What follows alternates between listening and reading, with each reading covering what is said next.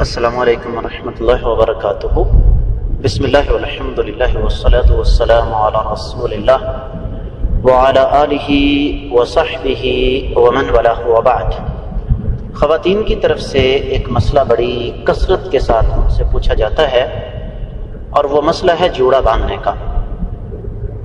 گزارش یہ ہے کہ سب سے پہلے جس بات کو سمجھنا ضروری ہے وہ یہ کہ شریعت جو ہمیں قرآن و حدیث سے ملتی ہے وہ 4 چیزوں کا مجموعہ ہے: عقیدہ، عبادات، معاملات اور اخلاقیات۔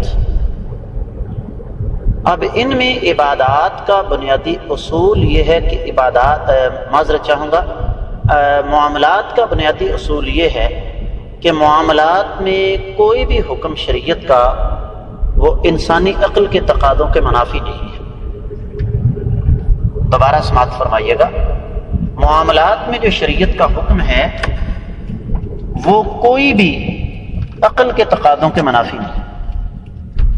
اب اسی چیز کو لے لیجئے کہ نبی کریم صلی اللہ علیہ وسلم نے بڑی سختی سے منع فرمایا جوڑا باندھنے سے، اور کس لیے منع فرمایا کہ جو خاتون جوڑا باندھتی ہے، بے شک اس نے برقع پہنا ہو، بے شک اس نے چادر لی ہوئی ہو، وہ دور سے نظر آتی ہے، اس سے مرد متوجہ ہوتے ہیں۔ اس کا مطلب یہ ہوا کہ اگر کوئی خاتون گھر کی 4 دیواری کے اندر جوڑا باندھتی ہے تو شریعت اس کو منع نہیں کرتی۔ اور منع کیوں نہیں کرتی؟ اس وجہ سے کہ اس کو کوئی غیر محرم دیکھنے والا نہیں۔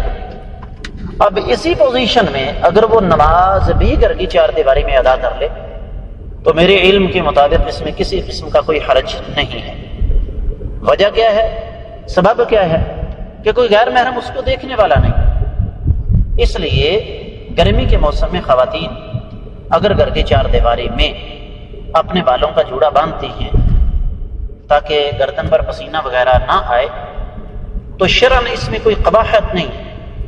اور اسی پوزیشن میں اگر وہ نماز بھی ادا کر لیں تو میرے علم کے مطابق اس میں کوئی حرج والی بات نہیں ہے، کیونکہ شریعت نے جس وجہ سے جوڑا باندھنے سے منع فرمایا ہے وہ وجہ یہاں ہے ہی نہیں۔ تو میں امید کرتا ہوں کہ انشاءاللہ یہ مسئلہ آپ لوگوں کو اچھی طرح سمجھ آ گیا ہوگا۔